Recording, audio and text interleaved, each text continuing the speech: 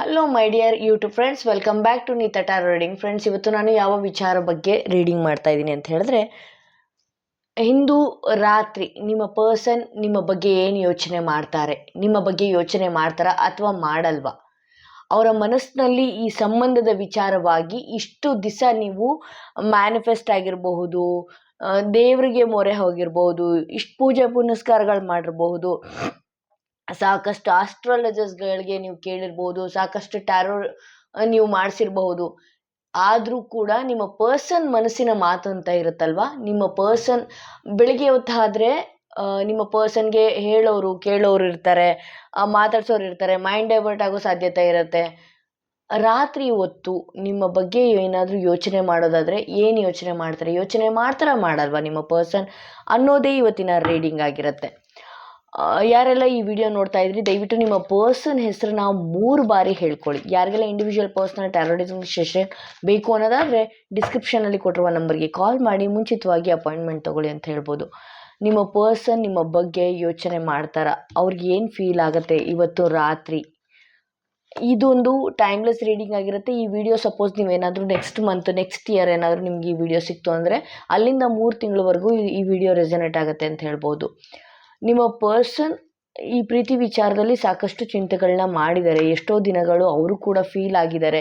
ಎಷ್ಟೋ ವಿಚಾರವಾಗಿ ಅವ್ರಿಗೆ ಏನೂ ಅರ್ಥನೇ ಆಗ್ತಾ ಇಲ್ಲ ಇರಬಹುದು. ನಾನು ಏನು ಮಾಡಬೇಕು, ಹೇಗೆ ಮುಂದುವರಿಬೇಕು ಅನ್ನೋದೇ ಅವರಿಗೆ ಗೊತ್ತಾಗ್ತಾ ಇಲ್ಲ. ಸೊ ಅವ್ರು ಎಷ್ಟು ಬಾರಿ ನಿಮ್ಮ ಹತ್ರ ಮಾತಾಡೋದಕ್ಕೆ ಪ್ರಯತ್ನ ಪಡಬೇಕು ಅಂದ್ಕೊಂಡಿದ್ದಾರೆ. ಬಟ್ ಆದರೆ ಈ ಸಂಬಂಧ ಏನಾಗುತ್ತೋ ಏನೋ ಅನ್ನೋ ಭಯ ಕೂಡ ಇದೆ. ಸೊ ಹಾಗಾಗಿ ಅವರು ನಿಮ್ಮ ಬಗ್ಗೆ ಇಂದು ಕೂಡ ಥಿಂಕ್ ಮಾಡ್ತಾರೆ, ಯೋಚನೆ ಮಾಡ್ತಾರೆ ಅಂತ ಹೇಳ್ಬೋದು. ಹಾಗೆ ಅವ್ರಿಗೆ ಕೆಲವೊಂದಷ್ಟು ಫಿನಾನ್ಷಿಯಲಿ ವಿಚಾರವಾಗ್ಲೂ ಕೂಡ ಒಂದಷ್ಟು ಟೆನ್ಷನ್ ತಲೆಬಿಸಿಗಳು ಇರಬಹುದು. ಸೊ ಆ ವಿಚಾರವಾಗಿ ಈ ವಿಚಾರನ ಒಂದಷ್ಟು ನೀವು ಥಿಂಕ್ ಮಾಡ್ತಿರಲ್ಲ, ನೀವು 24 ಗಂಟೆ ಏನು ಯೋಚನೆ ಮಾಡ್ತಿರಲ್ಲ, ಆ ಯೋಚನೆ ಅಷ್ಟೊಂದು ಯೋಚನೆ ಆತ ಮಾಡಲಾರ.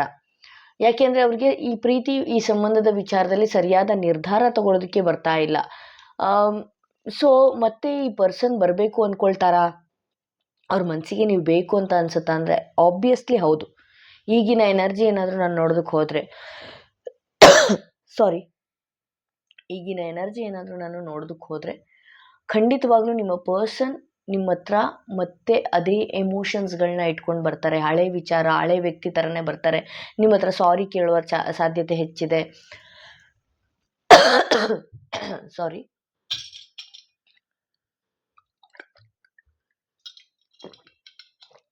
ದಯವಿಟ್ಟು ಕ್ಷಮಿಸಿ. ಒಂದಷ್ಟು ಕೋಲ್ಡ್ ಆಗಿರೋದ್ರಿಂದ ನಾನು ಬ್ರೇಕ್ ತೊಗೊಳ್ಬೇಕಾಗತ್ತೆ. ಮತ್ತು ಅದೇ ಎಮೋಷನ್ಸ್ ಇಟ್ಕೊಂಡು ನಾನು ಮಾಡಿದ ತಪ್ಪಾಯಿತು ಅನ್ನೋ ರೀತಿ ನಿಮ್ಮ ಪರ್ಸನ್ ಬರ್ತಾರೆ ಅಂತ ಈ ಕಾರ್ಡ್ಸ್ಗಳು ತುಂಬಾ ಚೆನ್ನಾಗಿ ಮೂಡಿ ಬರ್ತಾ ಇದೆ. ಮುಂದಿನ ದಿನಗಳಲ್ಲಿ, ಅದರಲ್ಲೂ ಇವತ್ತಿನ ರಾತ್ರಿ ಅವ್ರು ಥಿಂಕ್ ಮಾಡೋದು, ನಾನು ಮತ್ತೆ ಆಕೆಗೆ ಆತನಿಗೆ ಮಾತಾಡಿಸಿದ್ರೆ ಏನಾಗುತ್ತೋ ಅನ್ನೋ ಭಯ ಕೂಡ ಅವ್ರಿಗಿದೆ. ಆದರೆ ಮುಂದಿನ ದಿನಗಳಲ್ಲಿ ಅವ್ರಿಗೆ ಎಮೋಷನ್ಸ್ ನಿಮ್ಮ ಮೇಲೆ ಜಾಸ್ತಿ ಆಗುತ್ತೆ. ನೀವು ಎಷ್ಟು ಸೈಲೆಂಟಾಗಿ ತಾಳ್ಮೆಯಿಂದ ಇರ್ತೀರೋ ಮತ್ತೆ ಅವ್ರಿಗೆ ನೀವೇ ಬೇಕು ಅನ್ನುವ ಸಾಧ್ಯತೆ ಹೆಚ್ಚಿರುತ್ತೆ. ನೋಡಿ, ಇಲ್ಲಿ ಎಷ್ಟು ಚೆನ್ನಾಗಿದೆ, 10 ಆಫ್ ಕಪ್ಸ್ ಇದೆ. 10 ಆಫ್ ಕಪ್ಸ್ ತುಂಬಾ ಚೆಂದ ಇರುವ ಕಾರ್ಡ್. ಯಾವುದೇ ಟ್ಯಾರೋ ರೀಡಿಂಗಲ್ಲಿ ಪ್ರೀತಿ ವಿಚಾರವಾಗಿ, ಸಂಬಂಧದ ವಿಚಾರವಾಗಿ ನೋಡೋದಾದರೆ ಈ ಸಂಬಂಧ ತುಂಬಾ ಚೆನ್ನಾಗಾಗುತ್ತೆ. ತುಂಬಾ ಒಂದು ಒಳ್ಳೆ ಗಟ್ಟಿ ಬಾಂಡಿಂಗ್ ಕ್ರಿಯೇಟ್ ಆಗುತ್ತೆ. ಆ ಕ್ರಿಯೇಟ್ ಆಗೋದಕ್ಕೆ ಅಂತಲೇ ಒಂದಷ್ಟು ದಿನಗಳು ನೀವು ಸೈಲೆಂಟಾಗಿ ತಾಳ್ಮೆಯಿಂದ ಇರಬೇಕಾಗತ್ತೆ. ಒಂದು ಒಳ್ಳೆ ಬಾಂಡಿಂಗ್, ನಾನು ಬಿಟ್ಟು ಹೋದ್ರೂ ಇಷ್ಟು ಗಟ್ಟಿಯಾಗಿರೋದಕ್ಕೆ ಸಾಧ್ಯನಾ ಅಂತ ನೀವು ತೋರಿಸ್ಬೇಕಾಗತ್ತೆ ನಿಮ್ಮ ಪರ್ಸನ್ಗೆ. ನೀವೇ ಪದೇ ಪದೇ ಕಾಲ್ ಮಾಡೋದು, ಬ್ಲಾಕ್ ಮಾಡೋದು, ಮೆಸೇಜ್ ಮಾಡೋದು, ಈ ಥರದ್ದೆಲ್ಲ ಮಾಡಿದಾಗ ನಿಮ್ಮ ಪರ್ಸನ್ ಒಂದಷ್ಟು ನಿಮ್ಮಿಂದ ದೂರ ಹೋಗುವ ಸಾಧ್ಯತೆಯೂ ಕೂಡ ಜಾಸ್ತಿ ಇರುತ್ತೆ. ಅದಕ್ಕಾಗಿ ನಾನು ಹೇಳ್ತಾ ಇರೋದು, ಅವರು ಒಂದಷ್ಟು ಎಮೋಷನ್ಸ್ಗಳನ್ನ ತೊಗೊಂಡು ಬರ್ತಾರೆ ನಿಮ್ಮ ಜೊತೆ. ನಡೆದಿರೋ ದಿನಗಳು, ನಡೆದಿರೋ ಕ್ಷಣಗಳು, ಆ ಥರದ್ದೆಲ್ಲ ಇದೆ. ನಿಮಗೆ ಗೊತ್ತಿದೆ ಅವ್ರನ್ನ ಹೇಗೆ ಹ್ಯಾಂಡಲ್ ಮಾಡಬೇಕು ಅನ್ನೋದು ತುಂಬ ಚೆನ್ನಾಗಿ ಗೊತ್ತಿದೆ. ನೀವೊಂದು ಸ್ಟ್ರೆಂತ್ ಇರುವ ಪರ್ಸನ್. ನೀವು ಈ ನೋವನ್ನೆಲ್ಲ ದಯವಿಟ್ಟು ತಡಿಲೇಬೇಕು, ತಡಿತೀರಿ. ನೀವು ಆಲ್ಮೋಸ್ಟ್ ಆಲ್ ನಿಮಗೆ ಈ ಹಿಂದೆ ತುಂಬಾ ನೋವು ಕೊಟ್ಟಾಗಿದೆ ನಿಮ್ಮ ಪರ್ಸನ್. ಅಷ್ಟೆಲ್ಲ ನೋವನ್ನ ತಡೆದು ಇಲ್ಲಿವರೆಗೂ ಬಂದಿದ್ದೀರಿ. ಈಗ ನಿಮ್ಮ ಟೈಮ್ ಬಂದಿದೆ ಅಂತ ಹೇಳ್ಬೋದು. ನಿಮ್ಮ ಪರ್ಸನ್ಗೆ ಆಲ್ರೆಡಿ ನಿಮ್ಮ ಬಗ್ಗೆ ಒಂದಷ್ಟು ಫೀಲ್ ಬರೋದಕ್ಕೆ ಶುರು ಆಗೋಗಿದೆ ಅಂತಲೇ ತೋರಿಸ್ತಾ ಇದೆ ಇಲ್ಲಿ ನನಗೆ. ನೀವು ಮಾಡಬೇಕಾಗಿರೋದಿಷ್ಟೇ, ಇಷ್ಟು ದಿವಸ ಏನು ಮ್ಯಾನಿಫೆಸ್ಟೇಷನ್ ಮಾಡ್ಕೊಂಡು ಬಂದಿದ್ದೀರಿ, ಏನು ಮಾಡಿದ್ದೀರಿ, ಒಂದಷ್ಟು ಅಫಿಷಿಯಲ್ಸ್ ಪರ್ಸನ್ ಕೂಡ ಅವ್ರಿಗೆ ಮೈಂಡ್ ಡೈವರ್ಟ್ ಮಾಡುವ ಸಾಧ್ಯತೆ ಇದೆ. ನಿನ್ನ ಲವರ್ ನಿನಗೆ ಒಳ್ಳೆಯ ಜೋಡಿಯಾಗಿತ್ತು, ನೀನು ಯಾಕೆ ಸರಿಯಾದ ನಿರ್ಧಾರ ತಗೊಂಡಿಲ್ಲ, ಈ ಥರದ್ದೆಲ್ಲ ಹೇಳಿ ಡೈವರ್ಟ್ ಮಾಡುವ ಸಾಧ್ಯತೆ ಇರುತ್ತೆ. ನಿಮ್ಮ ಪರ್ಸನ್ ಅವನು ಅಥವಾ ಅವಳು ಅವರ ಮೈಂಡ್ ಡೈವರ್ಟ್ ಮಾಡುವ ಸಾಧ್ಯತೆನೂ ಹೆಚ್ಚಾಗಿರುತ್ತೆ ಅಂತಲೇ ತೋರಿಸ್ತಾ ಇದೆ.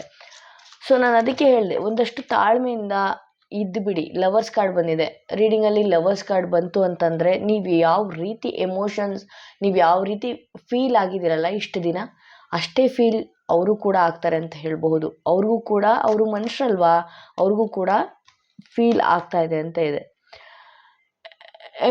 ಎಂಪ್ರಸೋನ್ಮೆಂಟ್ ಅಂತ ತೋರಿಸ್ತಾ ಇದೆ. ಈಗೇನಾದರೂ ನೀವು ದುಡುಕಿ ಅವರಿಗೆ ಫೋನ್ ಮಾಡೋದು, ಮೆಸೇಜ್ ಮಾಡೋದಕ್ಕೆ ಹೋದರೆ ನೀವು ನಿಮ್ಮಿಂದ ಅವರು ಇನ್ನೂ ದೂರ ಹೋಗೋದಕ್ಕೆ ಪ್ರಯತ್ನ ಪಡ್ತಾರೆ. ನೀವು ಮಾತಾಡೋದಾಗಿರ್ಬೋದು, ನೀವು ನೆನ್ಪು ಮಾಡ್ಕೊಳ್ತೀರಾ ಅನ್ನೋದಾಗಿರ್ಬೋದು, ನಿಮ್ಮ ಮಧ್ಯದಲ್ಲಿ ಯಾರಿದಾರಲ್ಲ ಆ ಪರ್ಸನಿಗೆ ಗೊತ್ತಾಗೋದು ಬೇಡ. ಯಾಕೆ ಅಂದರೆ ನಿಮ್ಮಿಬ್ಬರ ನಡುವೆ ತಂದು ಹಾಕುವಂಥ ಕೆಲಸಗಳನ್ನ ನಿಮ್ಮ ಪರ್ಸನ್, ನಿಮ್ಮ ಮಧ್ಯದಲ್ಲಿ ಯಾರಿದ್ದಾರೆ ಅವರು ಮಾಡ್ತಾ ಇದ್ದಾರೆ ಅಂತ ಹೇಳ್ಬೋದು. ಒಂದಷ್ಟು ದೂರ ಕಳಿಸುವ ಆಸೆನೇ ಅವರಿಗೆ ಜಾಸ್ತಿ. ನೀವಿಬ್ಬರು ದೂರ ಆದ್ರೇ ಅವರಿಗೆ ಒಂದಷ್ಟು ಸಮಾಧಾನ ಸಿಗುತ್ತೆ ಅಂತಲೂ ತೋರಿಸ್ತಾ ಇದೆ. ಸೊ ಆಲ್ರೆಡಿ ಇದ್ದಾರೆ ಅಂತ ತೋರಿಸ್ತಾ ಇದೆ. ನಿಮ್ಮ ಪರ್ಸನ್ ಮತ್ತು ನಿಮ್ಮ ನಡುವೆ ತಂದು ಹಾಕೋ ಕೆಲಸ ಮಾಡೋರೇ ಜಾಸ್ತಿ ಇದ್ದಾರೆ. ಒಂದಷ್ಟು ಜರ್ನಿಯಲ್ಲೂ ಕೂಡ ನಿಮ್ಮ ಪರ್ಸನ್ ಮುಳುಗಿದ್ದಾರೆ ಅಂತ ಹೇಳ್ಬೋದು. ಟ್ರಾವೆಲ್ ಮಾಡ್ತಾ ಇರ್ಬೋದು.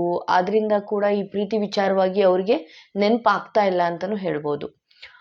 ನೀವು ಕೂಡ ಮುಂದಿನ ದಿನಗಳಲ್ಲಿ ಜರ್ನಿ ಮಾಡುವ ಸಾಧ್ಯತೆಯೇ ಹೆಚ್ಚಿದೆ. ಒಂದಷ್ಟು ಟ್ರಾವೆಲ್, ಪುಣ್ಯಕ್ಷೇತ್ರಗಳಿಗೋ ಅಥವಾ ನಿಮ್ಮ ಫ್ರೆಂಡ್ ಸರ್ಕಲ್ ಜೊತೆಗೋ, ನಿಮ್ಮ ರಿಲೇಟಿವ್ಸ್ ಮನೆಗೋ, ಯಾವುದೋ ಒಂದು ಫಂಕ್ಷನ್ಸಿಗೋ ಜರ್ನಿ ಮಾಡುವ ಸಾಧ್ಯತೆ ಕೂಡ ಹತ್ರದಲ್ಲೇ ಇದೆ ಅಂತ ತೋರಿಸ್ತಾ ಇದೆ. ಸೊ ನೀವು ಅವ್ರ ಬಗ್ಗೆ ನೆನಪು ಮಾಡ್ಕೊಳ್ಳೋದು ಕೂಡ ಮಧ್ಯದವರಿಗೆ ಗೊತ್ತಾಗೋದು ಬೇಡ ಅಂತಲೇ ನಾನು ಹೇಳ್ತೀನಿ. ಮೆಚ್ಯೂರ್ ವುಮೆನ್ ಯಾರಾದರೂ ನಿಮಗೆ ಗೊತ್ತಿರುವ, ಅಥವಾ ನಿಮ್ಮ ತಾಯಿ ಆಗಿರಬಹುದು, ಚಿಕ್ಕಮ್ಮ, ದೊಡ್ಡಮ್ಮ, ನಿಮ್ಮ ಫ್ರೆಂಡ್ ಸರ್ಕಲಲ್ಲೇ ಒಂದು ಒಳ್ಳೆ ಮೆಚ್ಯೂರ್ ಆಗಿ ಯಾರು ಮಾತಾಡ್ತಾರೆ, ನಿಮಗೆ ಸಮಾಧಾನ ಯಾರಿಂದ ಸಿಗತ್ತೆ ಅವ್ರ ಹತ್ರ ಹೇಳ್ಕೊಳ್ಳಿ ನಿಮ್ಮ ಫೀಲ್ನ ನೀವು ಏನು ಮಾಡ್ತಾ ಇದ್ದೀರಾ ಅಂತ ಹೇಳಿದ್ರೆ, ನಿಮ್ಗೆ ಏನಾದ್ರು ಫೀಲ್ ಅನ್ನಿಸ್ತು ಅಂದರೆ ಪದೇ ಪದೇ ಅವ್ರಿಗೆ ಮೆಸೇಜ್ ಮಾಡೋದು, ಅವ್ರನ್ನ ಎಲ್ಲಿ ಸಿಗ್ತಾರೋ ಅಲ್ಲಿ ಮೆಸೇಜ್ ಮಾಡೋದು, ಯಾರ ನಂಬರಲ್ಲ ಆ ನಂಬರಿಂದ ಮೆಸೇಜ್ ಮಾಡೋದು, ಫೋನ್ ಮಾಡೋದು, ಇದರಿಂದ ಎಲ್ಲ ಅವ್ರಿಗೆ ಸಿಕ್ಕಾಪಟ್ಟೆ ಅವ್ರ ಮೈಂಡ್ ತುಂಬಾ ಬ್ಲ್ಯಾಂಕ್ ಆಗ್ತಾ ಇದೆ. ಸೊ ಅದಕ್ಕೆ ಹೇಳ್ತಾ ಇದ್ದೀನಿ, ನಿಮ್ಗೆ ಏನಾದರೂ ಆ ಥರ ಫೀಲ್ ಆಯಿತು ಅಂತ ಹೇಳಿದ್ರೆ ಒಂದಷ್ಟು ಮೆಚ್ಯೂರ್ ವುಮನ್, ಬುದ್ಧಿವಂತ ಮಹಿಳೆ, ಎಲ್ಲ ಗೊತ್ತಿರುವಂಥ ಮಹಿಳೆ, ನಿಮ್ಮನ್ನು ಬುದ್ಧಿವಾದ ಹೇಳುವಂಥ ಮಹಿಳೆಯೊಂದಿಗೆ ನೀವು ಕಾನ್ವರ್ಸೇಷನ್ ಮಾಡ್ಕೊಳ್ಳಿ. ಒಂದಷ್ಟು ಉತ್ತರಗಳು ನಿಮಗೆ ಸಿಗುತ್ತೆ ಅಂತ ಹೇಳಬಹುದು. ಸೊ ಇದು ಇವತ್ತಿನ ರೀಡಿಂಗ್ ಆಗಿತ್ತು. ಯಾರೆಲ್ಲ individual personal tarot reading session ಬೇಕು ಅನ್ನೋದಾದರೆ ಡಿಸ್ಕ್ರಿಪ್ಷನ್ನಲ್ಲಿ ಕೊಟ್ಟಿರುವ ನಂಬರ್ಗೆ ಕಾಲ್ ಮಾಡಿ ಮುಂಚಿತವಾಗಿ ಅಪಾಯಿಂಟ್ಮೆಂಟ್ ತೊಗೊಳ್ಳಿ.